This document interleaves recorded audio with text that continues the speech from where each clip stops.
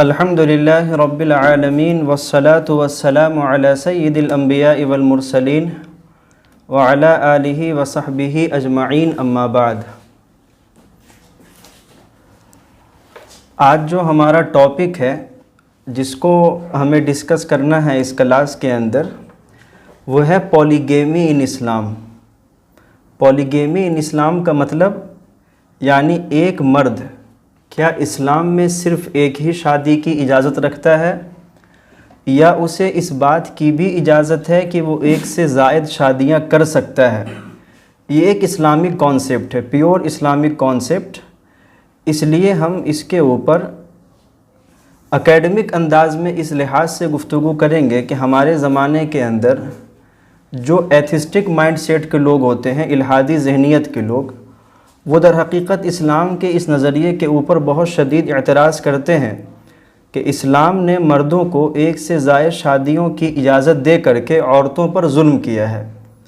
اسی طریقے سے ایک بات یہ کی جاتی ہے کہ اسلام نے مردوں کو جو ایک سے زائد شادیوں کی اجازت دی ہے، اس کی وجہ سے عورتوں کا جو وقار ہے اور ان کی جو عزت ہے اس پہ بہت زیادہ زد پڑتی ہے۔ ٹھیک، یہ دو اہم باتیں ہو گئیں۔ اس لیے ہم یہ جو کلاس ہے یہ بہت سیریس کلاس ہے، پورے کلاس میں کہیں پر شاید ہنسی مذاق کا ماحول نہ بنے، ٹھیک ہے، اکیڈمک لیول کی کلاس ہے یہ، اس لیے آپ کو اس کو اسی انداز سے سمجھنے کی کوشش کرنی ہے۔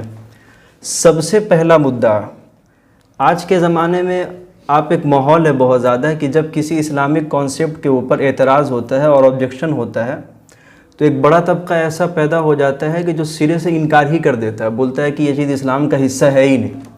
مثال کے طور پر اللہ کے نبی علیہ السلام نے حضرت عائشہ سے شادی کی 6 سال کی عمر میں، بہت پرفیکٹ بات ہے، صحیح بخاری صحیح مسلم جیسی حدیث کی اہم کتابوں کے اندر یہ بات موجود ہے کہ جس ٹائم ان سے شادی ہوئی تھی اس وقت حضرت عائشہ کی عمر 6 ہی سال تھی۔ اچھا، جب اس پر اشکال ہوتا ہے ہمارے زمانے میں کہ ایک مرد جو کہ تقریباً 50 سال کا ہے، اس نے ایک 6 سال کی لڑکی سے شادی کی، تو ہمارے زمانے میں ہی ایسے بہت سارے اسکالر پیدا ہو گئے جنہوں نے یہ کہہ دیا سرے سے کہ نہیں، ان کی عمر 6 سال نہیں تھی، ان کی عمر 16 سال تھی، اور اس کے اوپر پروف دینا شروع کر دیا کہ ان کی عمر 16 سال کیسے ہے۔ تو اس کو ہم لوگ بولتے ہیں معذرت کرنا کسی کے سامنے۔ اسلام دنیا کا ایک ایسا واحد مذہب ہے کہ جس کے پاس جو بھی کانسیپٹ ہے وہ بہت کلیئر ہے، اور اسلام ہی دنیا کا ایسا واحد مذہب ہے کہ جو اپنے کانسیپٹ کے اندر کبھی بھی کوئی رد و بدل نہیں کرتا ہے۔ آپ مثال کے طور پر ہندوازم کو دیکھ لیجئے، ہندوازم کے اوپر جب ایتھسٹک مائنڈ سیٹ نے حملہ کیا، الحادی ذہنیت نے جب حملہ کیا، تو انہوں نے اپنے یہاں ریفارمیشن کا کام کیا، ٹھیک ہے، اپنے بہت سارے مذہبی نظریات کو تبدیل کر دیا۔ جیسے ان کے یہاں طلاق کا مسئلہ نہیں ہے، اگر شادی ہو گئی تو بس ہو گئی، عورت ہمیشہ کے لیے مرد کی ہو جاتی ہے، لیکن ریفارمیشن کے نتیجے میں انہوں نے اپنے اس مذہبی مدعے کو ختم کر دیا۔ آپ ماشاء اللہ اسی طریقے سے آپ کرسچینٹی کو دیکھ لیجئے، عیسائیت کو دیکھ لیجئے، عیسائیت نے بھی اپنے یہاں ریفارمیشن کا کام کیا، اور جتنے بھی مذہبی نظریات، حیرت کی بات یہ ہے کہ میرا بھی فون آن تھا، آپ کی وجہ سے یاد آ گئی ہے، تو انہوں نے بھی اپنے یہاں ریفارمیشن کا کام کر لیا۔ فیملی کے اوپر اعتراض ہوا، انہوں نے فیملی کے نظام کو تبدیل کر دیا، ٹھیک، حتیٰ کہ وہ لوگ اس بات پر بھی ایگری کر گئے کہ حضرت عیسیٰ علیہ السلام بغیر باپ کے پیدا نہیں ہوئے، حالانکہ یہ کرسچینٹی کا بہت بنیادی عقیدہ ہے، لیکن اس پر بھی سمجھوتا کر گئے۔ لیکن اسلام دنیا کا ایک ایسا واحد مذہب ہے کہ جس کے پاس کانسیپٹ ایک دم کلیئر۔ دوسری بات، اتنے شدید حملوں کے باوجود، ہمارے زمانے میں اسلام پر اتنا شدید حملہ ہے، اس کے باوجود ہمارے زمانے کے علماء کرام یا آج سے پچھلے 1400 سال میں جتنے بھی لوگ پیدا ہوئے مسلم اسکالر، انہوں نے اسلام پر کبھی سمجھوتا نہیں کیا، ہاں آبجیکٹیولی ثابت کیا اسلام کے کانسیپٹ کو۔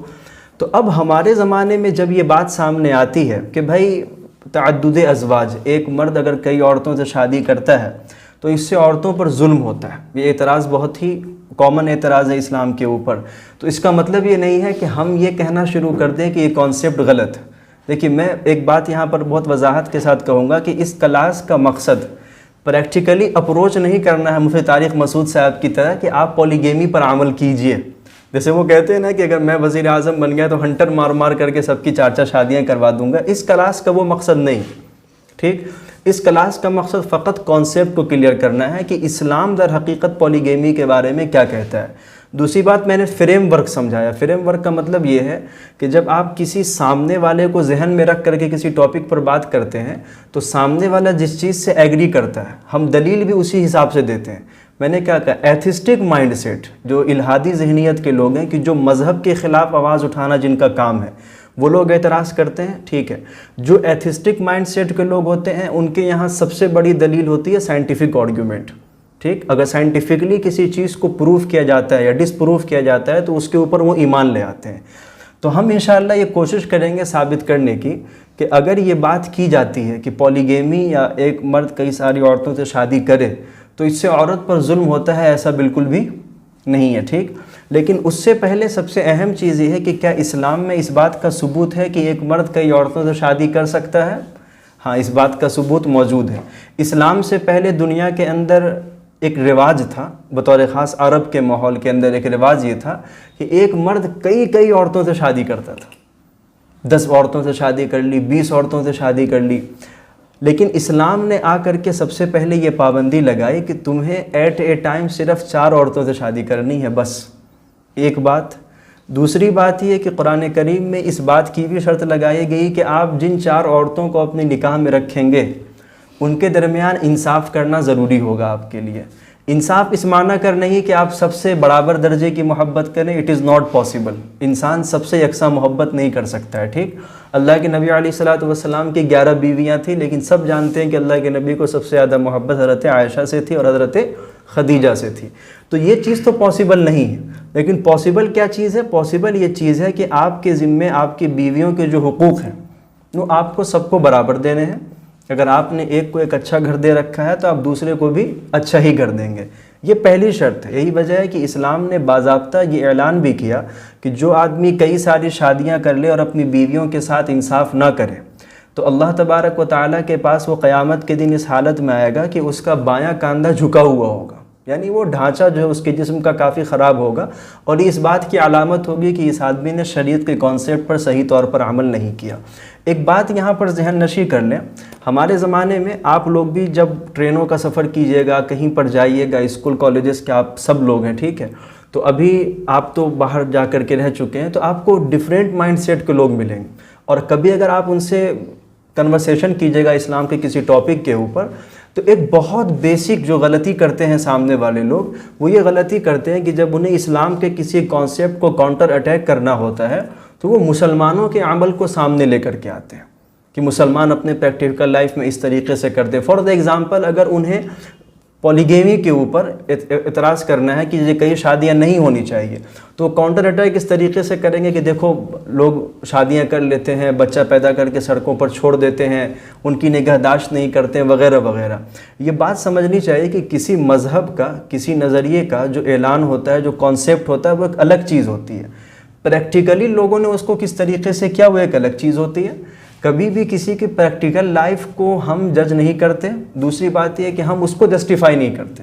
ہاں، اسلام نے اگر یہ مت بھید رکھا ہے، اگر اسلام نے یہ فرق کیا ہے عورتوں اور مردوں کے درمیان میں، تو ہم اس کو سمجھانے کے تو قائل ہیں، لیکن اس بات کو سمجھانے کے ہم ذمہ دار نہیں ہیں۔ جب آپ اس فرق کو ہمیشہ ذہن میں رکھیں گے نا تو آپ آنسر بہت اچھے طریقے سے سامنے والے کو کر سکتے ہیں۔ اور یہ چیز ذہن میں رکھیے گا کہ ایسا نہیں ہے کہ آپ کو کبھی اس چیز کا سامنا نہیں ہوگا، آپ کو ضرور اس چیز کا سامنا ہوگا۔ میں اپنے ہی قریبی دوستوں میں ایسے بہت سارے لوگوں کو جانتا ہوں کہ جب وہ یہاں رہا کرتے تھے تو ان کو اسلامک فیلڈ کی چیزوں سے اتنی دلچسپی نہیں تھی، لیکن آج ابھی کل پرسوں میرے پاس ایک دوست کا فون آیا، کافی پرانا دوست ہے، وہ 12 دن سے میرا نمبر تلاش کر رہا تھا۔ 12 دن سے نمبر تلاش کرتے کرتے انتہائی پریشان حال تھا وہ، نمبر تلاش کرتے کرتے کل رات میں اس کا فون آیا۔ فون آنے پر پتہ چلا کہ وہ بنگلور کی ایک کالج کے اندر پڑھائی کر رہا ہے، اور وہاں کچھ لوگوں سے اس کی بحث ہو گئی، جس بحث کے نتیجے میں حضرت بہت برا مار کھا چکے تھے، مطلب جواب نہیں بن پا رہا تھا ان سے، تو وہ پریشان تھے ایک دم۔ آپ غور کریں کہ اگر آپ کے نزدیک اسلامک کانسیپٹ کلیئر نہیں ہے اور کل ہو کر کے آپ لارج فیلڈ میں چلے گئے اور آپ الگ الگ لوگوں سے بات کرنے لگے اور آپ اپولوجائزنگ مومنٹ پر آ گئے کہ نہیں اب تو ہم کو سمجھ میں نہیں آ رہا ہم کیا کریں، تو دو ہی راستہ ہے۔ اگر آپ کے پاس پراپر کوئی عالم نہیں ہے جو آپ کو کانسیپٹ کلیئرلی سمجھا سکے تو آپ بہت برا پھنسیں گے۔ ہو سکتا ہے کہ آپ سامنے والے کی بات سے ایگری کر جائیں. ایسے لوگ بھی موجود ہیں کہ جو ایگری کر جاتے ہیں کہ ہاں بھائی سامنے والے نے صحیح کہا ہے. ٹھیک ہے. تو اسلام میں ایک سے زائد شادی کرنے کا رواج ہے، اسلام نے پرمیشن دی ہے، لیکن یہ فرق رکھیں کسی چیز کی اجازت دینا الگ بات ہوتی ہے، حکم دینا الگ بات ہے. اسلام نے یہ ضروری نہیں قرار دیا ہے کہ ہر مرد 4 شادی کرے. اسلام نے یہ کہا ہے کہ اگر کوئی آدمی قوت رکھتا ہے تو وہ 4 سے زائد شادیاں کر سکتا ہے. اچھا اس کی حکمت کیا ہے؟ اس کی بہت ساری حکمت ہے. جب آپ ان حکمتوں پر غور کیجئے گا تو آپ کو لگے گا کہ لاجیکلی بھی یہ چیز بالکل صحیح ہے. سب سے پہلی چیز آپ نے یہ دیکھا ہوگا کہ ہمارے معاشرے میں کئی مرتبہ ایسا ہوتا ہے کہ کسی عورت کا جو شوہر ہے وہ انتقال کر گیا، یا کسی خاص وجہ سے کسی مرد نے کسی عورت کو طلاق دے دی. اب وہ جو بیوہ عورت ہے یا جو وہ طلاق یافتہ عورت ہے، اس کے پاس سروائیول کے لیے کیا سورس ہے؟ اپنی لائف کے اندر ہم اور آپ بہت ہی اچھی زندگی گزارتے ہیں. اس کا مطلب یہ نہیں کہ سوسائٹی میں پریشان حال لوگ نہیں ہیں، بہت ہیں.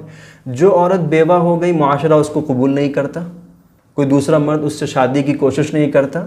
اچھا ایک طریقہ تو یہ ہے کہ آپ ایسے لوگوں کو صرف مال و دولت سے مدد دے دیں کہ چلو ٹھیک ہے تمہاری زندگی کی ضروریات ہم پوری کر دیتے ہیں. لیکن زندگی کی ضروریات پوری کرنا انسان کے لیے کافی نہیں ہوتا. انسان ہمیشہ انسان کو ہی تلاش کرتا ہے. اس طریقے کی جو بیوہ عورتیں ہیں، جو طلاق یافتہ عورتیں ہیں، ظاہر سی بات ہے کہ ان کو ٹھکانہ ملنا چاہیے، ان کو سایہ ملنا چاہیے.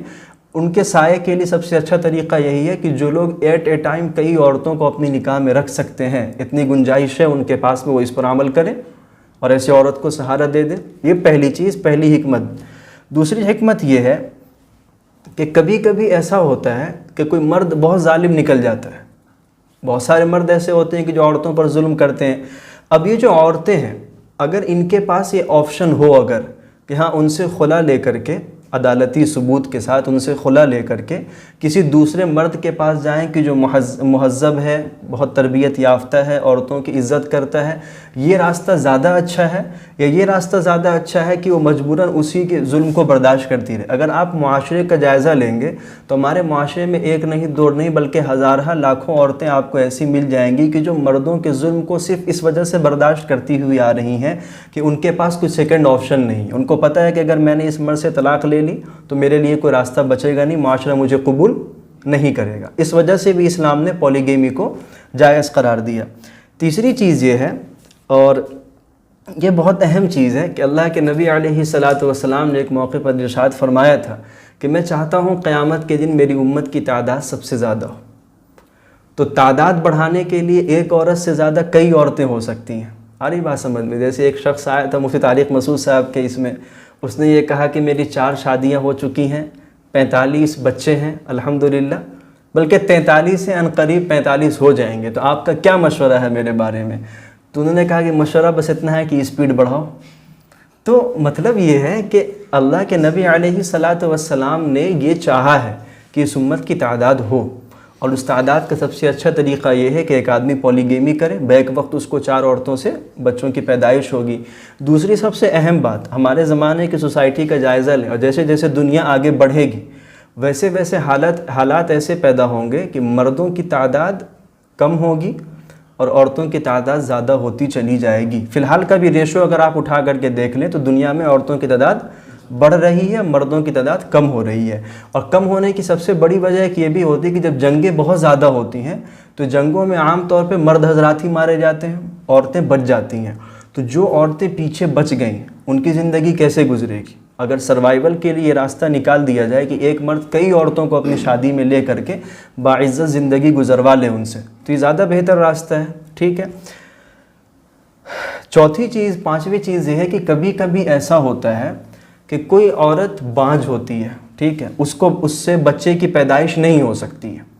اب مرد کے لیے ایک راستہ تو یہ ہے کہ وہ گود لے لے بچے کو، لیکن گود لیا ہوا بچہ بہرحال گود لیا ہوا بچہ ہی ہوتا ہے. اپنے خون سے جو محبت ہوتی ہے انسان کو وہ اس بچے سے نہیں ہو پاتی ہے. تو اگر کوئی عورت بانجھ ہو گئی اور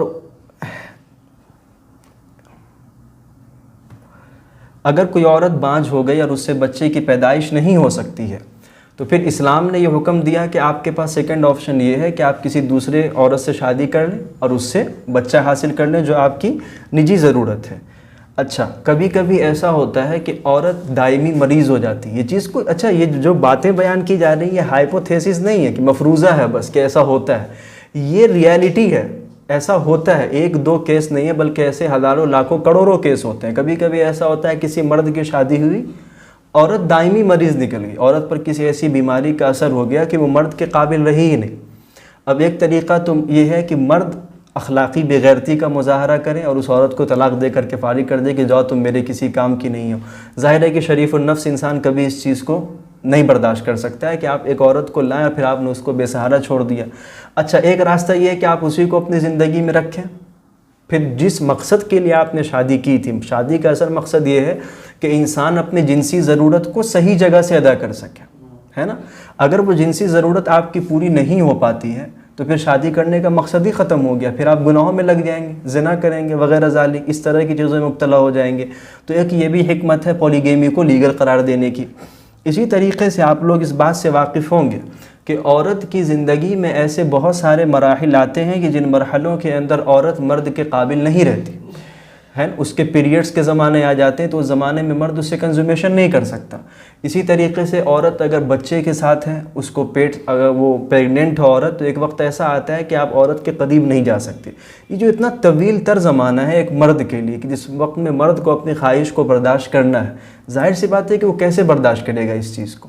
اسلام ایک ایسا دین ہے کہ جو آپ کے نیچرل نیڈ کو ختم کرنے کی کوشش نہیں کرتا ہے بلکہ اس کے لیے صحیح ڈائریکشن دیتا ہے آپ کو۔ اسلام ایک ایسا دین نہیں ہے کہ جس میں ایک آدمی کسی خاص رنگ کا کپڑا پہن کر کے جنگلات کے اندر چلا جائے اور وہیں جا کر کے ہو جائے۔ اسلام اس چیز کو نہیں پسند کرتا۔ اسلام یہ چاہتا ہے کہ آپ نیچرل نیڈ کو پورا کریں، آپ کی جو فطری ضرورتیں آپ اس کو صحیح طریقے سے پورا کریں۔ تو صحیح طریقے سے پورا کرنے کا مطلب یہ کہ اگر ایک وقت میں ایک عورت کسی کے استعمال کے لائق نہیں ہے تو اسی سیم ٹائم میں وہ کسی اور عورت کو اپنی استعمال میں لا سکتا ہے، اپنی جنسی ضرورت پوری کر سکتا ہے۔ تو یہ کئی ساری حکمتیں ہیں کہ جن حکمتوں کو علماء اسلام نے کتابوں کے اندر بیان کیا ہے کہ جس سے یہ سمجھ میں آتا ہے کہ اسلام نے پولیگیمی کو کیوں جائز قرار دیا، کیوں لیگل قرار دیا۔ اور اگر آپ ان حکمتوں پر غور کیجئے گا اکیڈمیکلی تو آپ بھی اس بات سے ایگری کیجئے گا کہ نہیں یہ چیز ہونی چاہیے، ٹھیک۔ اب ہم آتے ہیں جو اصل چیز ہے، مطلب اس کورس کا جو اہم ٹاپک ہے وہ ہے کاؤنٹر اٹیک کرنا۔ کاؤنٹر اٹیک کرنے میں ویسے تو اس میں مطلب جو لوگ فی الحال یہاں آف لائن بیٹھے ہیں اور جو لوگ فی الحال آن لائن جوائن ہوئے ہیں اس میں دو قسم کے لوگ ہیں۔ پہلی قسم تو وہ ہیں کہ جو شاید مجھے پہلی مرتبہ دیکھ رہے ہیں۔ آپ پہلی مرتبہ دیکھ رہے ہیں کیا؟ تو آپ گفتگو کیوں کر رہے ہیں؟ نہیں حضرت مولانا، نہیں خیر کوئی بات نہیں۔ تو جو لوگ پہلے سے شریک ہیں وہ یہ جانتے ہیں کہ میں ایتھیزم کے کورس کو کئی زمانے سے مطلب شروع رمضان سے پڑھاتا چلا آ رہا ہوں۔ تو ایک طریقہ میرا یہ رہا ہے کہ جب ہم کسی پر کاؤنٹر اٹیک کرنے کی کوشش کرتے ہیں تو آفینسو رہتے ہیں، اس کے اندر ڈیفینسو نہیں آتے کبھی بھی۔ آفینسو ہونے کا مطلب یہ ہے کہ آپ جن بنیادوں کو صحیح مانتے ہیں ہم انہی بنیادوں پر آپ کو آئینہ دکھانے کی کوشش کریں گے کہ آپ اس آئینے میں ذرا ایک مرتبہ جھانک کر کے دیکھ لیجئے کہ آپ اگر کسی دوسرے پر اعتراض کرتے ہیں تو آپ کو خود بھی دیکھنا چاہیے، ٹھیک۔ اب یہاں پر بات یہ آتی ہے کہ اسلام نے پولیگیمی کو لیگل قرار دیا، ٹھیک۔ اگر اس ٹاپک پر آپ کی ڈیبیٹ ہو جائے اور سامنے بیٹھا ہوا ہے ایک کرسچن، ایک عیسائی آدمی، اور وہ آپ سے یہ کہے کہ نہیں پولیگیمی لیگل نہیں ہونا چاہیے، ہے نا، تو آپ اس کو کہیے کہ کیا تمہاری مذہب کی کتابوں میں یہ بات موجود نہیں ہے کہ انبیاء اکرام پولیگیمی کیا کرتے تھے؟ بتاؤ ہے کہ نہیں موجود؟ جو بائبل ہے، بائبل کا جو بک آف جینیسس ہے اس کے اندر حضرت یعقوب علیہ السلام کے بارے میں یہ بات موجود ہے کہ ان کے پاس 2 بیویاں تھیں۔ اسی طریقے سے جو بائبل کا جو بک آف کنگ ہے نا، اس کے اندر یہ بات موجود ہے کہ حضرت سلیمان علیہ السلام کے پاس 700 بیویاں تھیں۔ اچھا، حضرت سلیمان علیہ السلام اور حضرت یعقوب علیہ السلام یہ دونوں رسپیکٹڈ پرسنالٹی ہیں بنی اسرائیل کے لیے، یہودی بھی انہیں مانتے ہیں، عیسائی بھی انہیں مانتے ہیں۔ تو اس لحاظ سے آپ کا یہ کہنا کہ پولیگیمی لیگل نہیں ہونا چاہیے یہ آپ کے اپنے مذہبی لٹریچر کے خلاف، آپ کے مذہب کی کتابیں خود پولیگیمی کو کوڈ کر رہی ہیں اور ایسے ریلیجس پرسنالٹی کا تذکرہ کر رہی ہیں کہ جن کے یہاں پولیگیمی رہی ہے، ٹھیک۔ اگر آپ کی بات کبھی کسی ایسے شخص سے ہو جائے کہ جو ہمارا ہم وطن ہے، یعنی ہندوازم کو جو لوگ فالو کرتے ہیں، ان سے اگر آپ کی کبھی گفتگو ہو جائے تو آپ ان سے کہیے کہ ذرا اپنا مذہبی لٹریچر لے کر کے آؤ ہمارے سامنے، تم لے آؤ، وید لے آؤ اٹھا کر کے، جو بھی تمہاری مذہبی کتابیں لے آؤ، تمہارے جو بڑے بڑے رشی وغیرہ گزرے ہیں کیا ان کی زندگی میں پولیگیمی نہیں ہے؟ لاسٹ ٹائم آج سے تقریباً 2 سال پہلے آپ لوگوں کو یاد ہوگا، آپ میں سے کچھ اس کلاس میں آئے تھے کہ جب میں نے پولیگیمی پر ڈسکس کیا تھا تو اس وقت ہمارے ایک دوست نے ہندو اسٹرکچر مطلب ہندو لٹریچر سے جو ہے تقریباً 58 ریفرنسز پیش کیے تھے اس کے کہ ان کے یہاں پولیگیمی ہے، یعنی کئی ساری عورتوں سے شادی کرنے کا معمول رہا ہے۔ تو جو آدمی ہمارے اوپر آبجیکٹیولی آتا ہے یہ کہنے کے لیے کہ نہیں آپ اس چیز کو غلط کوڈ کر رہے ہیں، آپ نے اگر اس کو لیگل قرار دیا ہے تو آپ غلط اس کو قرار دے رہے ہیں، تو آپ اس پر کاؤنٹر اٹیک کیجیے، بولیے کہ آپ اس چیز کو غلط کیسے کہہ سکتے ہیں کہ جب آپ کے یہاں بھی خود یہ بات موجود ہے۔ اچھا، اب بات اس کے اوپر آتی ہے کہ ہمارے زمانے کا جو ملحد ہے، یعنی جو مذہب کو مانتا ہی نہیں، ٹھیک، تو آپ اس کو مذہب کا آئینہ نہیں تو نہیں دکھا سکتے، وہ تو کہتا ہے کہ نہیں تم بھی غلط، عیسائیت بھی غلط، یہودیت بھی غلط، خیر جو بھی ہیں سب غلط۔ اگر اس طرح کا کوئی شخص اگر آپ کے سامنے آ کر کے یہ اعتراض کرتا ہے کہ بھائی پولیگیمی کا جو معاملہ ہے وہ نہیں ہونا چاہیے، تو آپ اس سے ضرور یہ سوال کر سکتے ہیں کہ بھائی یہ کیوں نہیں ہونا چاہیے، ٹھیک ہے؟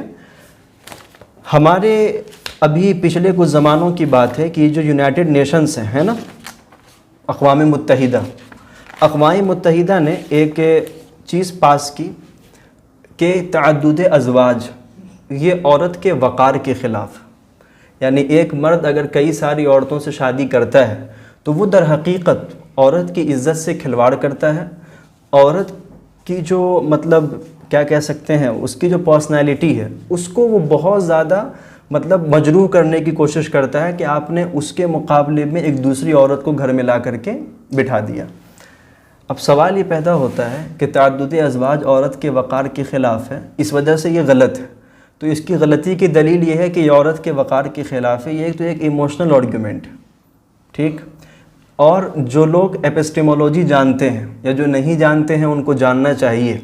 ایپسٹیمولوجی میں ایک بات آتی ہے کہ دنیا میں کسی بھی طریقے کا جو کانسیپٹ ہوتا ہے وہ 2 طریقے کا ہو سکتا ہے، ایک تو یہ کہ وہ آبجیکٹیو ہو، دوسرا یہ کہ وہ سبجیکٹیو ہو۔ آبجیکٹیو ہونے کا مطلب یہ ہے کہ پوری دنیا کے لیے وہ چیز برابر درجے سے اچھی ہو یا پوری دنیا کے لیے وہ چیز برابر درجے سے بری ہو۔ فار دا ایگزامپل آپ دیکھ لیجیے ظلم کرنا، ظلم کرنا ایک ایسی چیز ہے کہ آپ کسی ظالم انسان سے بھی پوچھیں گے نا تو وہ یہی کہے گا کہ ظلم کرنا غلط ہے۔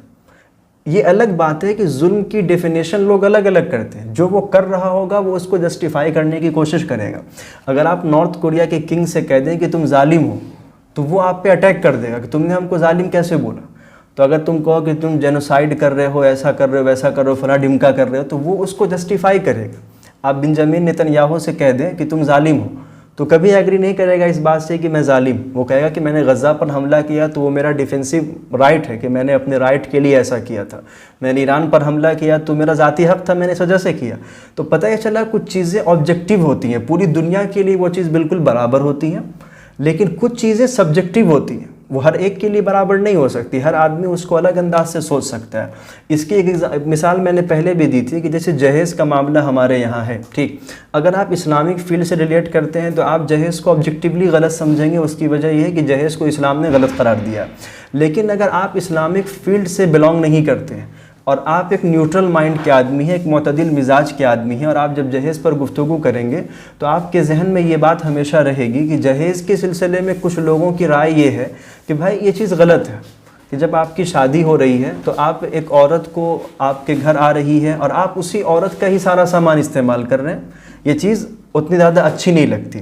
لیکن اس کے مقابلے میں ایک طبقہ یہ کہتا ہے کہ نہیں، جہیز اچھی چیز ہے، بھائی ہمیں عورت کو کچھ تو دینا ہے، وراثت ہمیں دینی نہیں تو چلو جہیز کے نام پہ ہم اپنی بیٹی کو دے رہے ہیں، اس کی لائف کو اچھا بنانے کی کوشش کر رہے ہیں، ایک سبجیکٹیو چیز ہے۔ اب سوال یہ پیدا ہوتا ہے کہ اگر کوئی ایتھسٹک مائنڈ سیٹ کا آدمی، کوئی ملحد اگر آپ سے یہ کہتا ہے کہ دیکھو پولیگیمی عورت کے وقار کے خلاف ہے، تو یہ بات ہمیشہ ذہن میں رکھیے گا، آپ کو میں نے کہا کاؤنٹر اٹیک کرنا سیکھیے۔ کاؤنٹر اٹیک کیا، آپ اس سے پوچھئے وقار آبجیکٹیو چیز ہے یا سبجیکٹیو چیز ہے؟ تو کوئی بھی آدمی یہی کہے گا کہ وقار سبجیکٹیو چیز ہے، یعنی میرے لیے کس چیز میں عزت ہے یہ ایک الگ بات ہے، آپ کے لیے کس چیز میں عزت ہے وہ ایک الگ بات ہے۔ فار دا ایگزامپل اگر ایک ٹیچر کلاس میں ان کرتا ہے، ٹھیک، تو اس کے احترام میں طلبہ کو کیا کرنا چاہیے؟ یہ ایک ڈیفرنٹ اوپینین والی چیز ہے. اگر مدرسے کے طلبہ ہوں گے تو وہ کہیں گے السلام علیکم ورحمۃ اللہ، حضرت آ گئے. یونیورسٹی یا کالجز کے طلبہ ہوں گے تو وہ کہیں گے ویلکم سر. ٹھیک، ایک سبجیکٹیو چیز ہے، آپ کے سوچنے کا طریقہ الگ ہے، میرے سوچنے کا طریقہ الگ ہے. کوئی چیز میرے وقار کے خلاف ہو سکتی ہے لیکن وہ چیز آپ کے وقار کے خلاف نہیں ہوگی. آ رہی بات سمجھ میں؟ کوئی چیز آپ کے لیے غلط ہو سکتی ہے لیکن وہ چیز میرے لیے غلط نہیں ہوگی. تو یہ وقار ایک ایسی چیز ہے کہ ساری عورتوں کے لیے چیز غلط نہیں ہے، بہت ساری عورتوں کے لیے چیز بہت اچھی ہے. یہ بہت ساری عورتیں باضابطہ اپنے مردوں کی شادی خود ہی کراتی ہیں، پہلی بات. دوسری بات یہ ہے کہ کوئی بھی ایتھسٹک مائنڈ سیٹ کا آدمی ہوگا تو لبرل ضرور ہوگا. ٹھیک ہے، لبرلزم ایتھیزم کے لیے بالکل اماں کی حیثیت رکھتی ہے. ٹھیک ہے، لبرلزم نے ہی ایتھیزم کو پیدا کیا ہے. ٹھیک، لبرلزم کے اندر سب سے بنیادی چیز کیا ہے؟ وہ ہے کسی بھی انسان کی ذاتی خواہش. ٹھیک، فرد کی آزادی، لیبرٹی آف دی پرسن. ہر انسان کی جو آزادی ہے وہ سب سے زیادہ میٹر کرتی ہے. اسی طریقے سے ایتھسٹک مائنڈ سیٹ کا آدمی، الحادی ذہنیت کا آدمی اس بات سے اتفاق رکھتا ہے کہ ہر آدمی کو اس بات کا مکمل اختیار ہے کہ وہ اپنی زندگی میں جو چاہے کرے. ٹھیک، کنسنٹ بہت ضروری چیز ہے. فار دا ایگزامپل، آپ کسی بھی ایتھسٹک مائنڈ سیٹ کے آدمی سے پوچھیے گا کہ بتاؤ نان لیونگ جو ریلیشن شپ ہے، مرد و عورت کا آپس میں تعلق رکھنا، تم اس کو کس طریقے سے دیکھتے ہو؟ تو وہ کہے گا کہ یہ بہت اچھی چیز ہے، اس میں کوئی بات غلط نہیں. آپ پوچھیں گے کیوں غلط نہیں ہے؟ تو کہے گا دیکھو اس لیے غلط نہیں ہے کہ دو لوگ آپس میں راضی ہیں اور اپنی رضامندی سے وہ ایک کام کر رہے ہیں، تو ہمیں اس میں غلط کیا لگتا ہے؟ ٹھیک، تو ہم کہتے ہیں کہ پھر یہی بات آپ یہاں پر کیوں نہیں اپلائی کرتے؟ ایک مرد اور ایک عورت آپس میں اپنی رضامندی سے شادی کر رہے ہیں، وہ چاہے دوسری کریں، تیسری کریں، چوتھی کریں. آپ کا جو پرسپیکٹیو ہے آپ کی لائف کا، اس لحاظ سے تو یہ چیز غلط نہیں ہے نا. تو آپ کیوں پوری دنیا پر اس چیز کو تھوپنے چلے گئے کہ نہیں تمہیں یہ چیز نہیں کرنی چاہیے؟ تو آپ کو پہلے اپنے گھر میں جھانک لینا چاہیے. اسی وجہ سے کسی نے بہت اچھا ایک مقولہ کہا ہے نا کہ جس کا گھر خود شیشے کا ہو اس کو دوسروں کو پتھر مارنے کی ضرورت نہیں ہے. ٹھیک ہے، اب آتے ہیں، جب یہ بات آتی ہے نا کہ تعدد ازواج عورت کے وقار کے خلاف، ایتھسٹک مائنڈ سیٹ نے جب یہ بات کی تو پتہ چلا کہ that is an emotional argument. یہ ایک جذباتی دلیل ہے اور جذباتی دلیل سے کبھی بھی آپ قانون نہیں بنا سکتے. تو انہوں نے سوچا کہ چلو ٹھیک ہے، ہم اس کے لیے کوئی سائنٹیفک ریزن لاتے ہیں. ٹھیک، سائنٹیفک ریزن لانے کی جب کوشش کی گئی. اچھا، ایک چیز اور میں یہاں پر کوٹ کرنا بھول گیا کہ جو ملحد ہوتا ہے، جو ایتھیسٹ ہوتا ہے، وہ ڈاروینسٹ بہت بڑا ہوتا ہے. ٹھیک ہے، ڈاروینزم اور ایتھیزم دونوں بالکل خالہ زاد بھائی ہیں. ٹھیک، اب سوال یہ پیدا ہوتا ہے کہ ڈاروینزم کے بقول ہم اور جانور بالکل برابر سطح کے لوگ، انسان بھی بہرحال ایک جانور ہی ہے. یہ الگ بات ہے کہ تھوڑا ترقی یافتہ جانور ہے نا. سوال یہ پیدا ہوتا ہے کہ جب ہم بھی دوسرے جانوروں کی طرح ہیں اور دوسرے جانوروں میں پولیگیمی ہے، ایسا نہیں کہ جانور ہمیشہ ایک ہی عورت پر اکتفا کر کے رہتے ہیں، وہ کئی سارے فیمیل کے پاس جاتے ہیں، جو بھی ان کے یہاں فیمیل ہے وغیرہ ذالک، ٹھیک، جاتے ہیں ان کے ساتھ تعلق قائم کرتے ہیں. اگر انسان نے ایسا کر لیا تو آپ کو کیوں غلط لگتی ہے یہ چیز؟ جب ہم بھی ایک جانور ہی ہیں اور آپ کا جو نظریہ ہے وہ یہی ہے کہ انسان ایک جانور ہے، تو پھر آپ کو اس پر آبجیکشن کرنے کا کوئی حق نہیں ہے. اچھا، اگر آپ تاریخ کا مطالعہ کریں، ہسٹوریکلی اگر آپ اس چیز کو دیکھنے کی کوشش کریں کہ کیا انسانی معاشرے کی تاریخ میں کچھ ہوا کیا؟ انسانی معاشرے کی تاریخ میں کیا ایسا رہا ہے ہمیشہ؟ تو ابھی 1898 بلکہ 1998 کے اندر ایک یونیورسٹی نے ایک ریسرچ کیا تھا، اور وہ ریسرچ کیا تھا دنیا کی 1000 الگ الگ سوسائٹی میں جا کر کے. ٹھیک ہے، دنیا بھر کی 1000 الگ الگ سوسائٹی میں جا کر کے انہوں نے یہ ریسرچ کیا. تو ان کے ریسرچ کی جو رپورٹ تھی، وہ رپورٹ یہ تھی کہ دنیا کے اندر تقریباً 558 ایسی سوسائٹیاں ہیں کہ جہاں پر بہت زیادہ ہے پولیگیمی، یعنی جہاں پر مرد کئی ساری عورتوں سے شادی کرتے ہیں. اس کے مقابلے میں 400 کچھ سوسائٹیز ایسی ہیں کہ جہاں پر وقتاً فوقتاً یہ کام ہوتا رہتا ہے. اور اس کے بعد کچھ ہی سوسائٹی، 100 کے قریب سوسائٹیاں ایسی ہیں کہ جہاں پر پولیگیمی پر عمل نہیں ہے.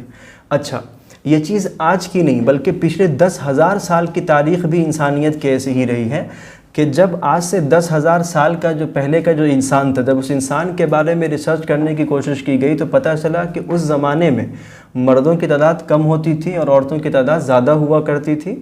اور بچوں کی پیدائش بھی زیادہ ہوا کرتی تھی، چونکہ ایک مرد کئی ساری عورتوں سے شادی کیا کرتا تھا۔ تو ہسٹوریکلی بھی اس چیز کو اگر دیکھا جائے تو یہ چیز بالکل انسانی تاریخ کا حصہ رہی ہے، تو آپ اس چیز سے ڈینائی نہیں کر سکتے، ٹھیک۔ میں بات کر رہا ہوں صرف کانسیپٹ کی، ہے نا، اسلامک کانسیپٹ غلط نہیں ہے۔ اچھا، اب ہم آگے کی طرف چلتے ہیں۔ ملحد نے یہ دعویٰ کیا کہ دیکھو، اگر آپ کبھی مطلب پولیگیمی کے اوپر عمل کرواتے ہیں، ٹھیک، تو اس سے کئی سارے نقصان ہیں۔ سائیکولوجیکلی اگر دیکھا جائے تو ایک عورت کہ جس کے ایک مرد کہ جب وہ کئی ساری عورتوں سے شادی کرتا ہے تو اس کی کئی ساری بیویاں جو ہوتی ہیں ان کے اندر سائیکولوجیکلی کچھ ڈس آرڈرز آ جاتے ہیں، جس کی وجہ سے بہت زیادہ ان کو پریشانیاں ہوتی ہیں۔ اور ان لوگوں نے اپنے ریسرچ پیپر کے اندر کچھ بیماریوں کا تذکرہ کیا کہ جن بیماریوں کے بارے میں انہوں نے یہ کہا کہ یہ بیماریاں عام طور پر ان عورتوں کے اندر پائی جاتی ہیں کہ جن کی سوتن ہوتی ہے، جن کی سوکنیں ہوتی ہیں، ٹھیک ہے۔ پہلی بیماری کا تذکرہ یہ کیا کہ کبھی کبھی ان کو سومٹائزیشن نام کی ایک بیماری ہو جاتی ہے، یعنی ایک ایسا مرض کہ جس میں انسان کو یہ سمجھ میں نہیں آتا ہے کہ میرے ساتھ یہ چیزیں ہو کیوں رہی ہیں، ایز لائک ڈپریشن، بالکل ٹھیک ہے، اس طرح کی چیز ان کے ساتھ ہو جاتی ہے۔ اسی طریقے سے کبھی کبھی ایک اس طرح کی عورتیں ہیں، ان کو ایک قسم کا انجانہ خوف ہوتا ہے۔ خوف کس طریقے کا ہوتا ہے ان کے دماغ میں خوف اس طریقے کا ہوتا ہے کہ اگر میں اچھی چیزیں نہیں کروں گی تو میرا جو شوہر ہے وہ دوسری کی طرف مائل ہو جائے گا اور پھر میرے حقوق میں کوتاہی کرے گا۔ اس طریقے کا خوف ان کے دماغ میں ہمیشہ رہتا ہے، جس کی وجہ سے وہ ایکسٹرا محنت کرنا شروع کر دیتے ہیں اور اپنے اوپر لوڈ پریشر ڈال لیتی ہیں، ٹھیک۔ تیسری چیز یہ ہے کہ ان کے فیصلے بہت زیادہ غلط ہوتے ہیں عام طور پر، ٹھیک ہے، مطلب ان کو ہمیشہ ایسا لگتا ہے کہ بھائی میں ایسا کرنا چاہتی ہوں، وہ کچھ غلط کر جاتی ہیں، ایک سائیکولوجیکلی ڈس آرڈر یہ ان کے اندر ہو جاتی ہے۔ چوتھی چیز یہ ہے کہ وہ بے چین بہت زیادہ رہتی ہیں، اینزائٹی کی جو پریشانی بہت زیادہ رہتی ہے ان کے اندر، جھگڑے ہو رہے ہیں، لڑائیاں ہو رہی ہیں دونوں کے درمیان میں۔ اسی طریقے سے یہ بات بھی آتی ہے کہ ان کے درمیان دشمنی بہت ہوتی ہے، ٹھیک، دشمنیاں بہت زیادہ ہو جاتی ہیں۔ اور ایک اور بیماری خلل کا تذکرہ کیا جاتا ہے کہ وہ ہمیشہ اپنی مصیبت کی جو جڑ ہے وہ دوسرے کو سمجھتی ہے۔ اس کو یہ لگتا ہے کہ میری زندگی پہلے بہت اچھی چل رہی تھی، اس کے آنے کی وجہ سے کیا ہو گیا، معاملہ خراب ہو گیا، ٹھیک۔ اب بات یہ ہوئی کہ جب آپ نے ان سائیکولوجیکلی ڈس آرڈرز کی وجہ سے پولیگیمی کو اللیگل قرار دیا اور آپ نے اسلامک کانسیپٹ کے اوپر آبجیکشن کیا کہ بھائی آپ یہ غلط کر رہے ہیں، آپ کو اس چیز کو لیگل قرار نہیں دینا چاہیے، تو سوال یہ پیدا ہوتا ہے کہ آپ نے عصمت فروشی کو لیگل کیوں قرار دے دیا؟ پروسٹیٹیوٹ جو عورتیں ہوتی ہیں ان کے اندر یہ بیماریاں بہت زیادہ پائی جاتی ہیں، ٹھیک ہے، ان کے اندر یہ بیماریاں بہت زیادہ پائی جاتی ہیں، آپ نے اس کو لیگل کیوں قرار دے رکھا ہے؟ آپ کو سب سے پہلے اس کے اوپر پابندی لگانی چاہیے۔ دوسری بات یہ ہے کہ یہ جو بیماریاں آپ نے گنوائی ہیں، جتنی بیماریاں یہ ساری آپ نے گنوائی ہیں، ریسرچ خود یہ بتلاتا ہے کہ یہ بیماری عام طور پر ان عورتوں کو ہوتی ہیں کہ جو کلاس روم میں پیچھے بیٹھ کے بات کرتی رہتی ہیں۔ جو عورتیں کلاس روم میں آگے بیٹھ کر کے سبق دھیان سے سنیں، ان عورتوں کی بیماری کبھی نہیں ہوتی۔ آپ سمجھے میری بات؟ نہیں، بات لوگ سمجھ گئے ہوں گے۔ خیر، تو میں یہ کہہ رہا تھا کہ یہ جو بیماریاں ہیں یہ عام طور پر ان عورتوں کو ہوتی ہیں کہ جن کے مرد انصاف نہیں کرتے۔ تو میں نے ابھی آپ کو شروع میں کہا تھا نا کہ جب آپ کسی سے پریکٹیکلی بات کیجئے تو آپ کبھی بھی انسانی معاشرے کے عمل کو سامنے مت لائیے کہ فلاں ایسا کرتا ہے، فلاں ایسا کرتا ہے، نہیں، کانسیپٹ کی بات کیجئے۔ اسلام نے پولیگیمی کو اگر لیگل قرار دیا تو وداؤٹ اینی کنڈیشن، ایسا تو نہیں ہے۔ اسلام نے پولیگیمی کو لیگل قرار دیا ود کنڈیشن، یہ کہا کہ اگر تمہیں پولیگیمی کرنا ہے تو تمہیں انصاف کا دائرہ اپنے ساتھ رکھنا پڑے گا، اگر تم نے انصاف کا دامن ہاتھ سے چھوڑا تو پھر تم کسی لائق نہیں بچو گے۔ تو جو مرد انصاف پر عمل نہیں کرتے ان کی عورتوں کے اندر یہ بیماریاں جنرلی پائی جاتی ہیں، لیکن جن مردوں کے اندر انصاف کا دامن ہوتا ہے، جو انصاف کے دامن کو مضبوطی سے تھامے ہوئے ہوتے ہیں، ان کی عورتوں کے اندر یہ بیماریاں نہیں ہوتی۔ یہ خود اس ریسرچ پیپر کے اندر مینشن کیا گیا ہے۔ تو آپ کی پھر کس بیس کے اوپر، ہاں آپ یہ ضرور کہیے، اس کے علاوہ جو وہ ضرورتیں کہ جس کا میں نے بھی تذکرہ کیا کہ جن ضرورتوں کی بنیاد پر اسلام نے پولیگیمی کو لیگل قرار دیا ہے، ان ضرورتوں کو اگر سامنے رکھا جائے تو پھر اس چیز کو لیگل ہونا چاہیے۔ یہی وجہ ہے کہ جن ممالک کے اندر پولیگیمی کو الیگل قرار دیا گیا ہے وہاں پر جو رکھیل رکھنے کا معاملہ ہے وہ بہت زیادہ ہوتا ہے۔ امریکہ میں جنرلی پورے امریکہ کے اندر پولیگیمی لیگل نہیں ہے، ٹھیک ہے، آپ ایک سے زائد شادیاں نہیں کر سکتے، لیکن امریکہ میں ایک جگہ ہے کہ جہاں پر پولیگیمی کو لیگل رکھا گیا ہے، ٹھیک ہے۔ اس جگہ کی صورتحال ایسی ہے کہ امریکہ کے اکثر و بیشتر لوگ عام طور پر اس جگہ میں جاتے ہیں، وہاں بہت سارے بڑے بڑے ہوٹل بنے ہوئے ہیں، لوگ ان ہوٹلوں کے اندر قیام کرتے ہیں اور وہاں اپنی جنسی خواہشات کو پوری کرتے ہیں۔ میرے استاد محترم نے ایک مرتبہ فرمایا تھا کہ میں اس جگہ پر گیا ہوا ہوں، اور وہ کہہ رہے تھے کہ دنیا میں آج تک پوری دنیا کے اندر فی الحال کوئی ایسی جگہ نہیں ہے کہ جو اس جگہ سے زیادہ وحشتناک ہو۔ مطلب دیکھنے میں تو وہ جگہ بہت زرق برق اچھی لگتی ہے نا، لیکن آپ اگر ایمان کے وصف کے ساتھ وہاں پر جائیں گے نا، اگر آپ بندے مومن ہیں اور آپ کا دماغ بھرسک نہیں ہوا ہے اگر، تو آپ کو وہاں پر جا کر کے وحشت ہونے لگے گی۔ آپ خود غور کریں، وہ جو علاقہ ہے، آپ میں سے کوئی بھی شریف النفس انسان جب اس علاقے سے گزرتا ہے تو ذہن پر ایک طریقے کا بوجھ محسوس ہوتا ہے کہ نہیں ہوتا، الا یہ کسی کا دماغ ہی پورا بھرسٹ ہو گیا ہو تو الگ بات ہے۔ تو حضرت فرما رہے تھے کہ وہ دنیا کی سب سے بدترین جگہ ہے، سب سے خطرناک جگہ ہے۔ تو مجھے نہیں سمجھ میں آتا کہ آپ اس بات کو لیگل قرار دیتے ہیں اور اس چیز کے اوپر آپ کوئی آبجیکشن نہیں کرتے کہ ایک مرد ان آفیشیلی کسی عورت کو اپنے پاس میں رکھتا ہے، لیکن اگر وہی مرد اپنی کسی خاص ضرورت کی وجہ سے آفیشیلی اگر دوسری شادی کر لیتا ہے اور عزت کی زندگی گزارتا ہے تو آپ کو یہ چیز خراب لگتی ہے۔ یہ ڈبل اسٹینڈرڈ جو ہے، دوہرا معیار، یہ ہمیں بالکل بھی سمجھ میں نہیں آتا، ٹھیک۔ تو یہ اسلام کے اندر پولیگیمی کا یہ جو کانسیپٹ ہے آپ اس کو سمجھ گئے ہوں گے، ٹھیک، کلیئر ہے؟ اگر کوئی سوال ہوگا تو آپ اخیر میں مجھ سے پوچھ لیجئے گا۔ لیکن اسلام میں پولیگیمی کی جب بات آئے گی تو پیغمبر اسلام کی بات سب سے پہلے آئے گی، چونکہ اسلام میں پیغمبر اسلام ہی ایک ایسی شخصیت ہے کہ جنہوں نے ایک وقت میں نہ صرف یہ کہ 4 شادیاں بلکہ 11 شادیاں کی ہیں۔ تو سب سے زیادہ اعتراض اللہ کے نبی علیہ الصلاۃ والسلام پر آج کے زمانے کا ایتھسٹ کرتا ہے کہ اللہ کے نبی علیہ الصلاۃ والسلام نے اتنی ساری عورتوں سے شادی کیوں کی۔ اور ایک شخص ہے، اس نے کتاب لکھی ہے دی انڈرسٹینڈنگ محمد کے نام سے، اس نے اپنی اس کتاب کے اندر اللہ کے نبی علیہ الصلاۃ والسلام کے بارے میں لکھا کہ محمد، نعوذ باللہ میں اس کا جملہ نقل کر رہا ہوں، محمد جنسی بھوک کے مریض تھے۔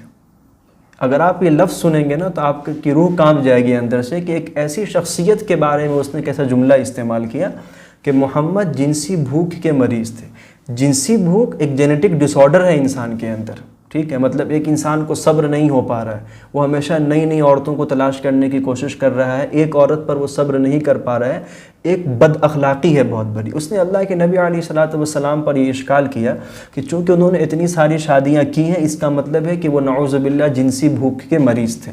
تو ہمارے اس کلاس کا یہ آخری ٹاپک ہے کہ ہم یہ ثابت کرنے کی کوشش کریں گے کہ اللہ کے نبی علیہ الصلاۃ والسلام نے اتنی ساری شادیاں کیوں کی ہیں۔ تو اب ہم آگے ڈیفینسو پوزیشن کے اوپر ہم ڈیفینڈ کر رہے ہیں پیغمبر علیہ الصلاۃ والسلام کی اس کو اور اس کانسیپٹ کو، چونکہ اسلام پیغمبر اسلام لے کر کے آئے ہیں، ٹھیک ہے، تو ان کے عمل کو دین میں حجت کا ذریعہ حاصل ہے، چونکہ ہم پریکٹیکلی ان کو فالو کرنے کے ذمہ دار ہیں۔ تو انہوں نے اگر اپنی پریکٹیکل لائف میں کچھ کیا ہے تو اسے جسٹیفائی کرنا ہماری ذمہ داری بہرحال ہے۔ تو ہم یہ کہہ رہے ہیں کہ پیغمبر اسلام کے بارے میں اس شخص نے یہ بات کہی کہ انہوں نے اتنی ساری شادیاں اس لیے کی کہ وہ جنسی بھوک کے مریض تھے۔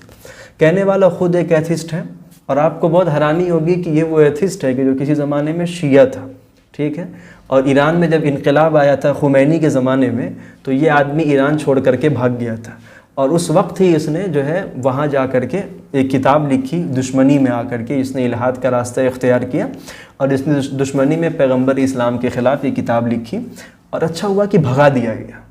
فی الحال کی جو جنگ ہے نا، اگر آپ بہت غور سے دیکھیں گے تو نہ صرف یہ کہ ایک طبقے کو مشرق وسطیٰ میں قوت دینے کی جنگ ہے، بلکہ چیمپئن کے لفظ سے آپ سمجھ لیجئے میں کس کو مراد دے رہا ہوں۔ چیمپئن یہ چاہتا ہے کہ مشرق وسطیٰ کا وہ ملک جو لبرلزم کے سارے بیسس کو ایک دم ڈینائی کرتا ہے اور پیور اسلامک کلچر کے اوپر عمل کرنے کی کوشش کرتا ہے۔ الگ بات ہے کہ ہم ان کے کلچر سے ایگری نہیں کرتے، ہم ان کے تھیولوجیکل جو نظریات ہیں ہم ان سے ایگری نہیں کرتے، لیکن اس کا مطلب یہ نہیں ہے کہ وہ پرفیکٹلی غلط ہے۔ انہوں نے اپنے یہاں بہرحال پاکستان کی طرح میرا جسم میری مرضی اس طرح کی نظریات کو پنپنے نہیں دیا ہے کبھی بھی. تو یہ بہت بڑی جنگ ہے ان کی کہ جو وہ کرنے کی کوشش کر رہے ہیں. خیر بہرحال تو میں یہ کہہ رہا تھا کہ اس آدمی نے یہ کتاب لکھی. سوال یہ پیدا ہوتا ہے کہ ابھی 2019 یا 20 کی بات ہے, یونیورسٹی آف کیلیفورنیا کے اندر ایک ریسرچر ہے, اس نے ایک ریسرچ کیا, ایک تحقیق کی. تحقیق یہ کی کہ ایک انسان کے اندر جو جنسی خواہشات ہیں, کنزیومیشن کرنے کی جو خواہش ہے, یہ سب سے زیادہ کس وقت پنپتی ہے. تو اس نے کئی ساری عورتوں کو ایک جگہ اکٹھا کیا, عورتوں پر ریسرچ ہوا تھا یہ, ان کو اکٹھا کیا گیا اور ان کو کھانا وغیرہ کھلایا گیا. کچھ عورتوں کو بھوکا رکھا گیا اور ان کو مینٹلی جو ہے پریشان بھی کیا گیا. ٹھیک ہے.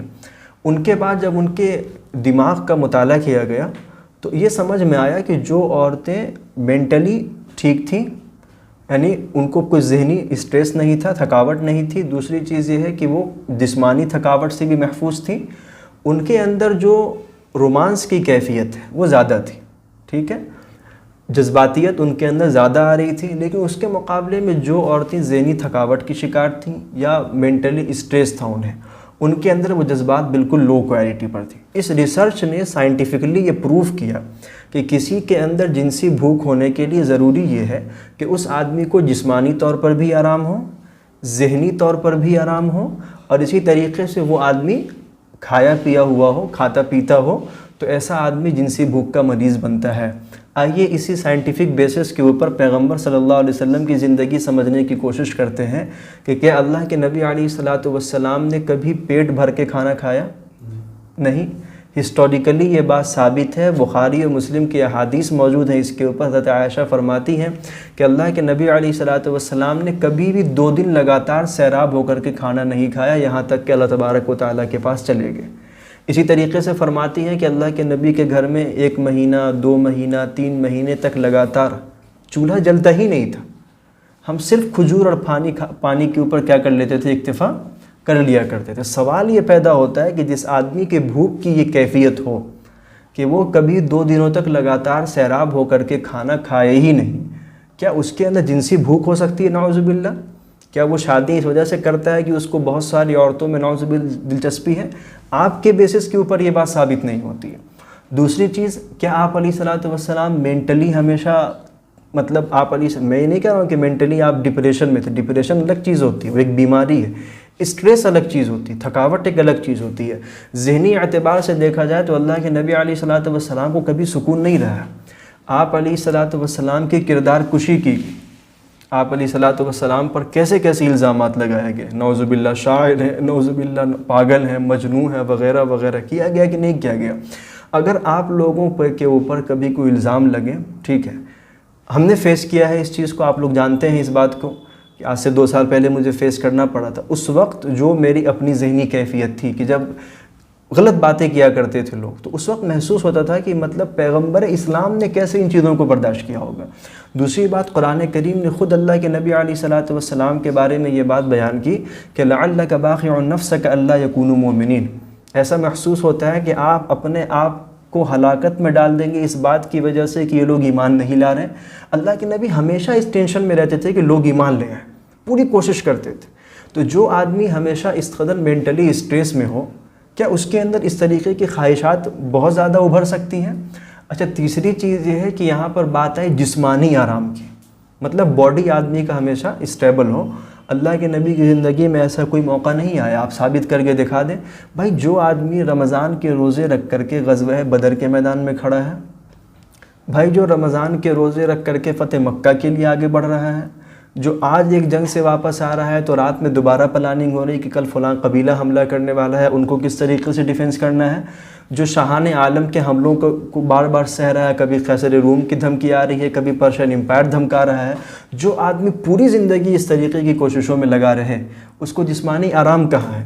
تو تو جب سائنٹیفکلی بیسس کے اوپر یہ بات پروف ہے کہ جس آدمی کے اندر یہ تینوں باتیں نہیں پائی جائیں وہ آدمی جنسی طور پر بہت زیادہ مریض نہیں ہوتا ہے، اس کے اندر یہ بات نہیں پائی جاتی، تو کسی ایتھسٹک مائنڈ سیٹ کے آدمی کا، کسی الحادی ذہنیت رکھنے والے آدمی کا یہ کہنا کہ نعوذ باللہ پیغمبر اسلام صلی اللہ علیہ وسلم نے اتنی ساری شادیاں محض اپنی جنسی تسکین کے لیے کی تھی، العیاذ باللہ، یہ انتہائی درجے کی قباحت ہے، اور اسی سائنس کے خلاف بات کرنا ہے کہ جس سائنس کے اوپر ملحد پورا کا پورا کیا رکھتا ہے؟ ایمان رکھتا ہے۔ لیکن پھر بھی آخری چیز ہم آپ کو یہ سمجھانے کی کوشش کریں گے کہ اللہ کے نبی علیہ الصلوۃ والسلام نے اتنی ساری شادیاں کیوں کی، لیکن ایک بات پر ضرور غور کیجیے گا، اللہ کے نبی علیہ الصلوۃ والسلام نے 11 شادیاں کی، ہم 4 ہی کر سکتے ہیں، تو پابندی ان پہ زیادہ ہوئی یا ہم پہ زیادہ ہوئی؟ وہ انہوں نے 9 کی، 11 کی، اور ہم صرف 4 کر سکتے ہیں، تو پابندی کس پہ زیادہ ہوئی؟ ہم پہ، نہ کہ ان پہ۔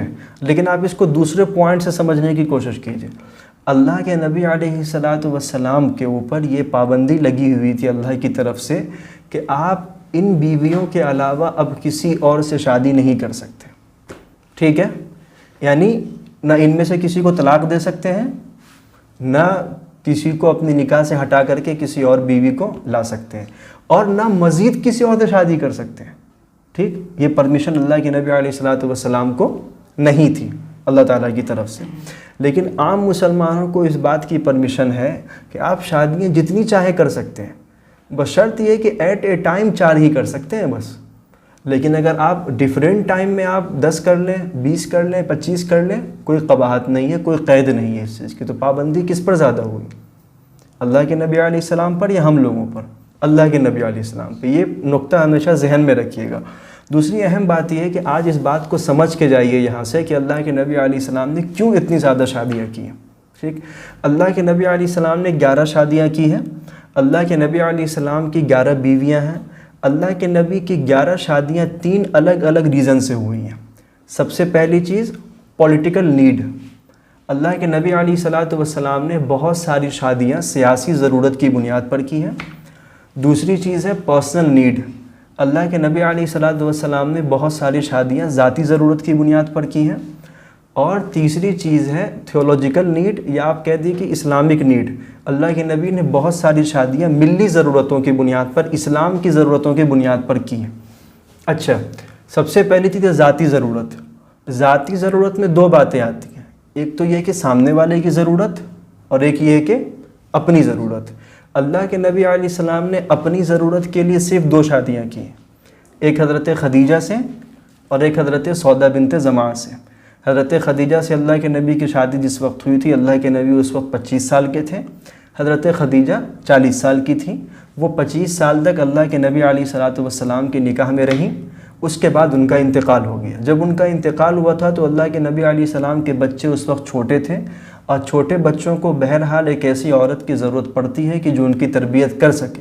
تو اللہ کے نبی نے اس وقت دوسری شادی کی تھی حضرت سودا بنت زمعہ سے۔ شخصی ضرورت، اپنی ذاتی ضرورت، ٹھیک؟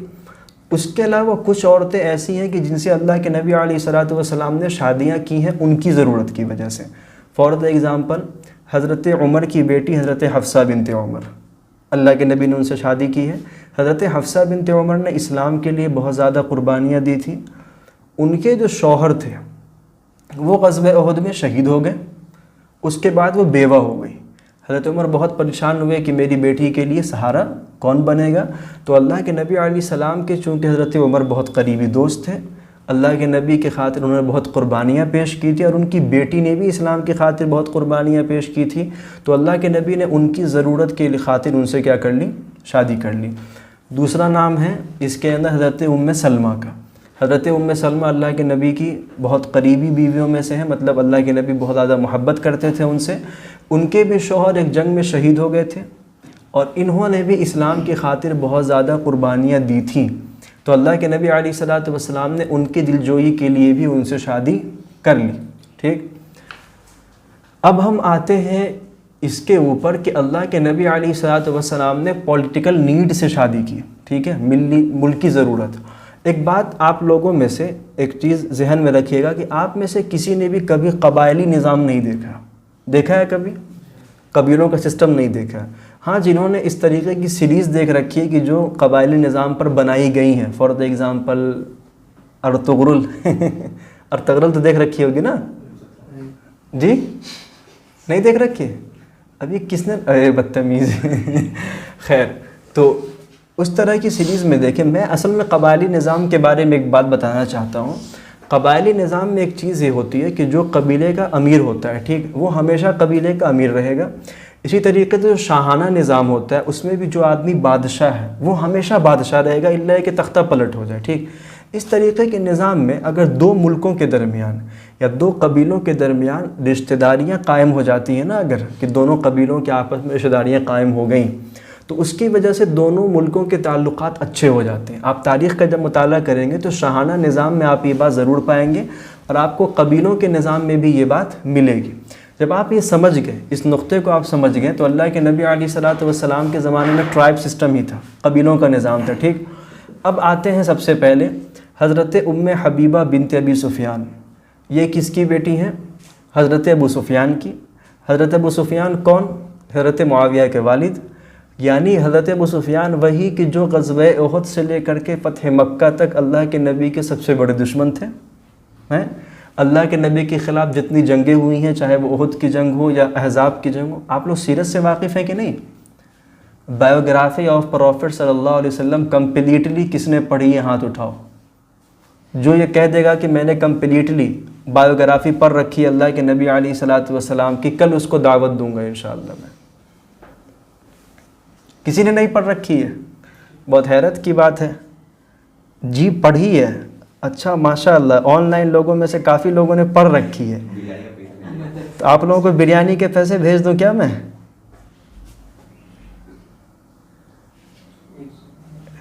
اچھا چلیے، اچھا ہے، بہتر ہے. تو بہت حیرت کی بات ہے کہ آپ لوگ جو ہیں عام طور پر آئنسٹائن کی زندگی تو پڑھتے رہتے ہیں، لیکن آپ نے پروفٹ صلی اللہ علیہ وسلم کی زندگی نہیں پڑھی. پڑھنی چاہیے. میں ریکمنڈڈ کرتا ہوں ایک کتاب، جو لوگ انگلش جانتے ہیں آپ انگلش میں الرحیق المختوم پڑھ لیجئے، انگلش زبان میں موجود ہے یہ کتاب، اچھی کتاب ہے. اور جو لوگ اردو جانتے ہیں اور اردو اچھی پڑھ لیتے ہیں ان کے لیے یہ ہے کہ آپ سیرت مصطفیٰ پڑھ لیجئے، ٹھیک ہے، اردو زبان میں. اور الرحیق المختوم بھی اردو زبان میں آتی ہے، کسی کو پڑھنا ہے تو پڑھ لیں، لیکن پڑھیے ضرور. میرا ارادہ یہ ہے انشاءاللہ کہ میں کوئی ایک کورس چلاؤں گا، سیریز ٹائپ کورس، کہ جس میں 30 دن کے کلاسز میں اللہ کے نبی علیہ الصلوۃ والسلام کی زندگی کے بارے میں کمپلیٹلی بتاؤں گا. ایک مرتبہ ایک رمضان میں نے شروع کیا تھا اس چیز کو، 1-2 دن ہی کیا تھا، اس کے بعد پھر نہیں چل سکا آگے ہو. انشاءاللہ آگے کسی موقع پر یہ چیز ضرور شروع کروں گا. تو میں یہ عرض کر رہا تھا کہ اللہ کے نبی علیہ الصلوۃ والسلام کے سب سے بڑے دشمن کون تھے اس وقت؟ حضرت ابو سفیان. لیکن ان کی بیٹی مسلمان تھی، ان کے شوہر کا انتقال ہو گیا. اللہ کے نبی علیہ الصلوۃ والسلام نے ان سے شادی کر لی. اب آپ غور کیجئے، آپ دشمن کی بیٹی سے شادی کریں گے، اس کو اپنے گھر میں اچھا نظام دیں گے تو دشمن آپ سے خوش ہوگا. اچھا ایسا نہیں ہے کہ ابو سفیان کو اس شادی سے مسئلہ ہوا. جب ان کو پتہ یہ چلا کہ اللہ کے نبی علیہ الصلوۃ والسلام کی شادی ہو گئی ہے ان سے، تو ان کو اس سے کوئی غم نہیں ہوا. انہوں نے یہ کہا کہ وہ تو بہت شریف النفس انسان ہے، ان کے پاس میری بیٹی کا چلا جانا یہ میرے لیے ہی اعزاز کی بات ہے. اچھا اس شادی کے اثرات اچھے بھی ظاہر ہوئے. سن 5 ہجری میں اللہ کے نبی علیہ الصلوۃ والسلام نے ام حبیبہ سے شادی کی. اس کے بعد سے قریش مکہ سے اللہ کے نبی کی کوئی جنگ نہیں ہوئی ہے، حتیٰ کہ فتح مکہ ہو گیا 8 ہجری کے اندر. مکہ فتح ہو گیا، اللہ کے نبی مکے پر قابض ہو گئے. ایک فائدہ ہوتا ہے. دوسرا نام ہے حضرت میمونہ بنت الحارث. حضرت میمونہ بنت الحارث حضرت حمزہ کی بیوی تھی. حضرت حمزہ کو جانتے ہیں نا آپ لوگ، حضرت اللہ کے نبی علیہ السلام کے چچا. ہاں اپنے چچا تھے؟ نہیں نہیں نہیں نہیں نہیں، آپ نے غلط جواب دے دیا. صحیح جواب دینے والے بتاؤ، اللہ کے نبی کی حضرت حمزہ اپنے چچا تھے؟ سوتیلے چچا تھے؟ دور کے تھے؟ دور کے چچا تھے. ٹھیک ہے. آن لائن لوگوں میں سے کوئی بتائیں اللہ کے نبی کے اپنے چچا تھے حضرت حمزہ؟ دیکھو سب سے پہلے جو بتائے گا دعوت اسی کی ہوگی. سب سے پہلے جو بتائے گا دعوت اسی کی ہوگی. نہیں نہیں، حضرت حمزہ کیسے چچا تھے اللہ کے نبی علیہ السلام کے؟ اپنے چچا تھے. ایک صاحب نے کہا ہے کہ اپنے چچا تھے. ٹھیک ہے. خاموش رہو. اپنے چچا تھے, چچیرے چچا تھے. اللہ الصمد. بہت ہی زیادہ ویک ہے آپ لوگوں کی معلومات اس سلسلے میں. بھائی اللہ کے نبی علیہ السلام کے وہ سوتیلے چچا تھے. اللہ کے نبی کے اپنے سگے چچا صرف اور صرف کون تھے؟ جلدی بول دو نام.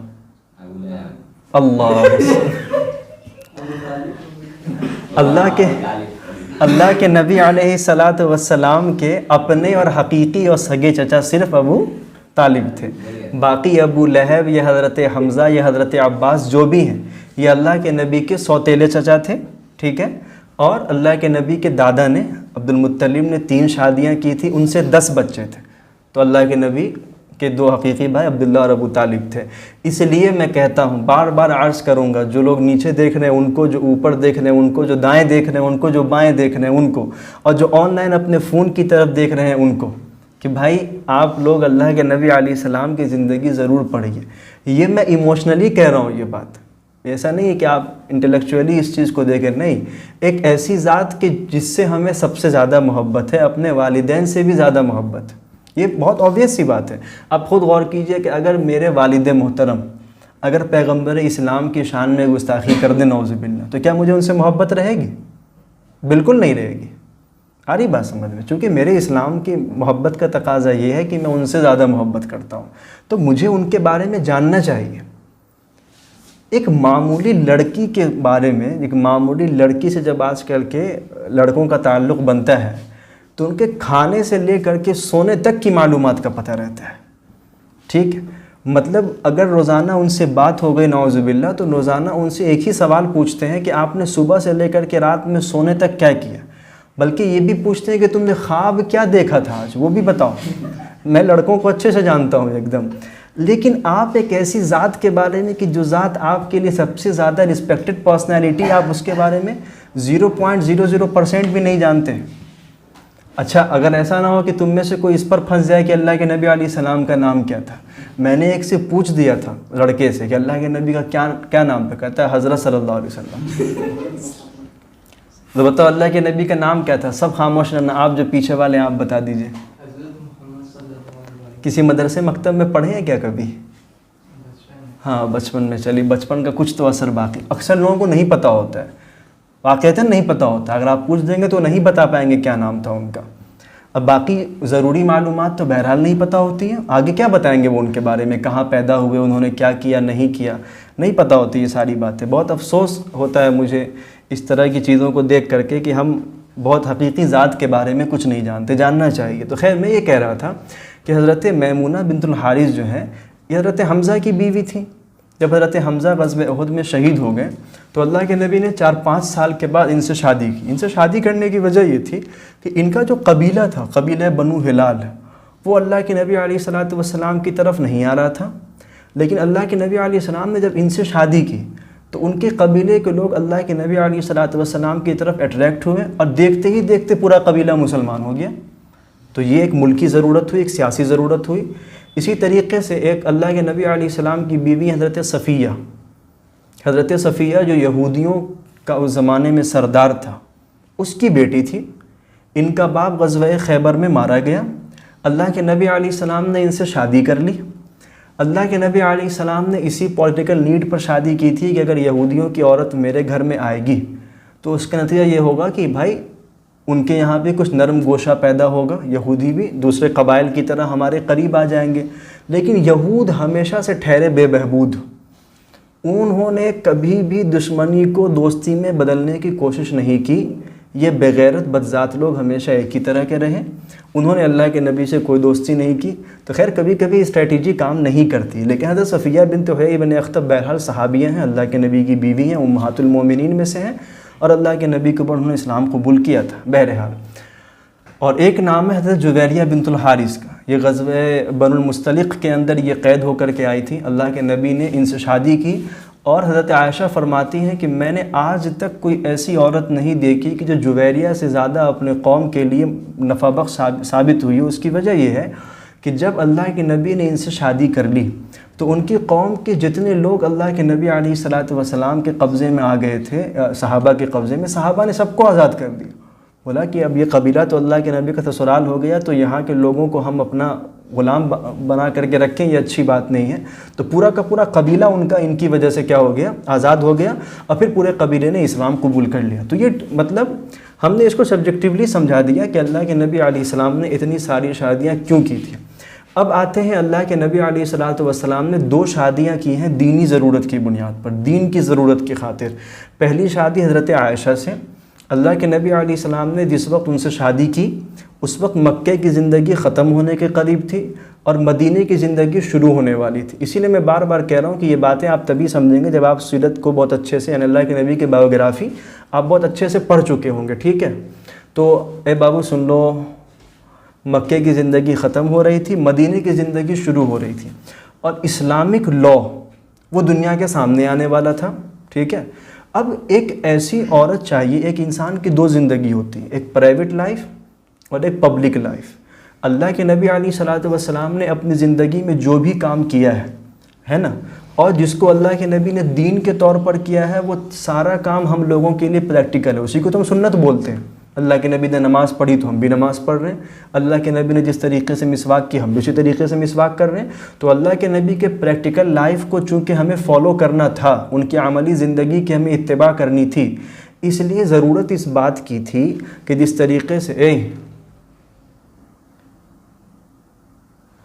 طریقے سے اللہ کے نبی علیہ السلام کی پبلک لائف دنیا کے سامنے آئی ہے صحابہ کے ذریعے، تو اللہ کے نبی علیہ السلام کی پرائیویٹ لائف بھی دنیا کے سامنے آئے۔ اللہ کے نبی اپنے اندر کی زندگی میں کیا کرتے تھے، اور اس لیے ایسی عورت چاہیے تھی کہ جو چھوٹی بھی ہو، ذہین بھی ہو، بات کو بہت اچھے طریقے سے سمجھ بھی سکتی ہو۔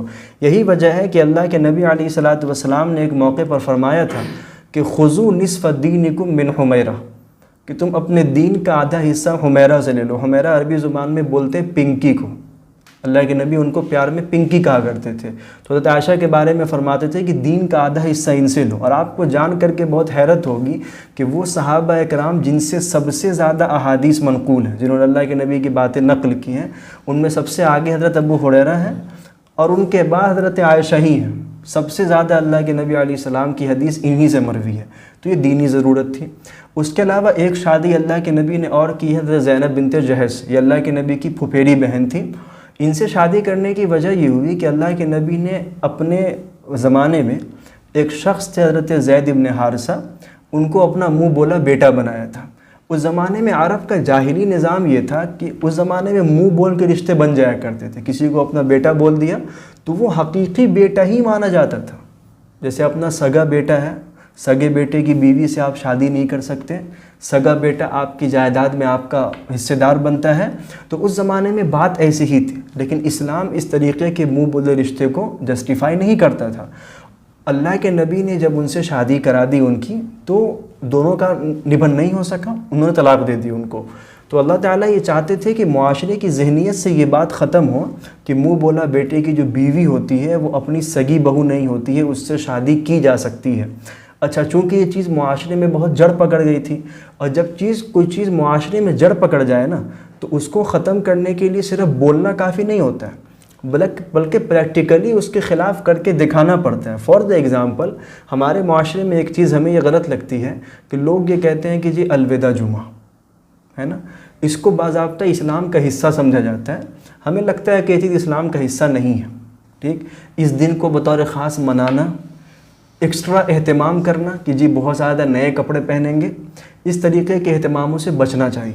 اگر یہ ابھی آپ کو پتہ چلا ہوگا ایک جگہ پر ایک امام صاحب کو پیٹ دیا گیا، بھائی پیٹا اس بنیاد پر گیا کہ بھائی آج تو الوداعی جمعہ ہے، آپ نے الوداعی خطبہ کیوں نہیں دیا؟ حالانکہ کوئی الوداعی خطبہ اللہ کے نبی سے ثابت نہیں ہے۔ تو ایسے موقع پر آپ یہ کوشش کریں کہ پریکٹیکلی اس کے خلاف کریں، اور پریکٹیکلی خلاف کرنے کا مطلب یہ کہ آپ اچھے کپڑے پہنیں ہی نا، جس طریقے سے لوگ پہنتے ہیں۔ مجھے دیکھو، اس جمعے کو اپنے کپڑوں میں سب سے خراب کپڑا پہن کے چلا آیا تھا میں، تاکہ پریکٹیکلی یہ چیز کیا ہو جائے، ختم ہو جائے۔ اسی طریقے سے ہمارے معاشرے میں جہیز کی لعنت نے بہت معاملہ خراب کر رکھا ہے۔ بہت سارے غریب گھرانوں کی عورتوں کی شادی اسی وجہ سے نہیں ہوتی ہے کہ وہ جہیز کو افورڈ نہیں کر پاتی، ٹھیک؟ اس چیز کو ختم کرنے کے لیے علماء اکرام کو پریکٹیکلی اپروچ کرنا پڑے گا۔ اور پریکٹیکلی اپروچ کرنے کا راستہ کیا ہے؟ آپ جن شادیوں میں فضول خرچی ہو رہی ہے، آپ ان کا نکاح ہی نہ پڑھائیے، سیدھے انکار کر دیجیے نہیں پڑھائیں گے، کوئی دستاویز نہیں بنائیں گے آپ کے لیے ہم، آپ شریعت کے مطابق شادی کیجئے۔ تو جو چیز معاشرے میں جڑ پکڑتی ہے اس کو پریکٹیکلی ختم کرانا ہوتا ہے۔ تو اللہ کے نبی علیہ الصلوۃ والسلام سے چونکہ اس زمانے کے سب سے بڑے غلط نظریے کو ختم کروانا تھا، اس لیے اللہ کے نبی سے یہ کہا گیا کہ آپ خود ہی شادی کیجئے ان سے، زینب بنت جحش سے۔ تو اللہ کے نبی نے ان سے شادی کی۔ تو یہ اللہ کے نبی کی ساری شادیوں کی تفصیلات ہیں کہ جن ریزنز کی وجہ سے اللہ کے نبی نے یہ شادی کی ہے۔ اب آج کے زمانے کا کوئی پاگل انسان یہ کہتا ہے کہ اللہ کے نبی علیہ السلام نعوذ باللہ جنسی بھوک کی وجہ سے ایسا کرتے تھے، تو وہ انسان بدبخت ہے، کم بخت ہے۔ اور جس کتاب کا میں نے نام لیا ہے، ممکن ہے آپ میں سے بہت سارے لوگ اس کتاب کا نام بھول ہی گئے ہوں ابھی، میں ایک مرتبہ اگر کسی کو اس کتاب کا نام یاد رہ گیا ہو تو ادباً یہ گزارش کروں گا کہ خدا را اس کتاب کو 1 منٹ کے لیے بھی ہاتھ مت لگائیے گا، ورنہ ایمان کا تو بہرحال ایمان میں زلزلہ آ جائے گا، چونکہ وہ کتاب لکھی ہی اسی طریقے سے گئی ہے۔ میں نے تقریباً پورے 2.5 مہینے اس کتاب کو پڑھا ہے، اور بلکہ 2.5 مہینے نہیں بلکہ 21 ہفتے، 21 ہفتے میں تو کئی مہینے ہو جاتے ہیں، شاید 3 مہینے سے زیادہ ہو جاتا ہے۔ میں نے اس کتاب کو پڑھا ہے، اور کلمہ شہادت پڑھتے ہوئے، مستقل ذکر کرتے ہوئے مجھے کلاس میں شرکت کرنی پڑتی تھی۔ یہ تو میرے سامنے فائل موجود ہے، یہ فائل اسی کتاب کا جواب ہے۔ آتھر کا نام ہے ابو علی سینا، ٹھیک ہے۔ اس کتاب کو کبھی بھی ہاتھ مت لگائیے گا، حالانکہ پتہ ہے وہ کتاب دنیا میں بہت زیادہ مقبول ہے۔ جس وقت اس آدمی نے اس کتاب کو لکھ کر کے اپنے آفیشیل ویب سائٹ پر اپلوڈ کیا تھا، اسی ٹائم میں صرف 24 گھنٹے کے اندر 10 ملین آدمی نے اس کتاب کو ڈاؤن لوڈ کر لیا تھا وہاں سے، اور اس کتاب کا دنیا کے تقریباً تمام زبانوں میں ترجمہ ہو چکا ہے۔ مطلب کوئی کتاب اتنی فیمس ہوتی ہے تبھی ہر کتاب میں اس کا ترجمہ کیا جاتا ہے، الگ الگ ٹرانسلیٹ کرتے ہیں، اردو میں ترجمہ ہے اس کا، سنسکرت میں ترجمہ ہے اس کا، جرمن لینگویج میں ترجمہ ہے اس کا، فرینچ لینگویج میں ترجمہ ہے اس کا، ہر زبان میں وہ کتاب پڑھی جاتی ہے۔ اور ہمارے زمانے میں اللہ کے نبی علیہ الصلوۃ والسلام کی ذات پر سب سے زیادہ اعتراض اگر ایتھسٹک مائنڈ سیٹ کے لوگ اٹھاتے ہیں تو اسی کتاب سے لے کر کے آتے ہیں۔ انتہائی غلیظ اور واہیات کتاب ہے، اور اس کتاب کو واقعتاً بندہ مومن نہیں پڑھ سکتا، چونکہ میں اس کتاب کے بارے میں تبصرہ رکھتا ہوں کہ اس مصنف نے اللہ کے نبی کو بس ماں بہن کی گالی نہیں دی، نعوذ باللہ، باقی سب کچھ لکھ دیا اس نے اس کے اندر۔ اب ایک لفظ سنا تو کیسی حالت خراب ہو گئی سننے میں، کتنا برا لگتا ہے پڑھتے ہوئے کہ کوئی آدمی اس طرح کا تبصرہ کرتا ہے، نعوذ باللہ۔ تو خیر، تو یہ آج کی جو ہماری کلاس تھی یہاں پر مکمل ہوتی ہے، کہ جس میں ہم نے سب سے پہلے پولیگیمی کا جو کانسیپٹ ہے اس اسلامک کانسیپٹ کو سمجھنے کی کوشش کی، اور اس کے اوپر جو سائنٹیفک بیسس پر جو اعتراض کیا جاتا تھا ہم نے اس کو آفینسیولی اس کا آنسر کیا، اور جو اہم چیز تھی وہ یہ ہے کہ پیغمبر اسلام نے پولیگیمی کیوں کی، ہم نے اس کو جسٹیفائی کرنے کی کوشش کی۔ تو بس یہیں پر رکتے ہیں۔ السلام علیکم ورحمۃ اللہ وبرکاتہ۔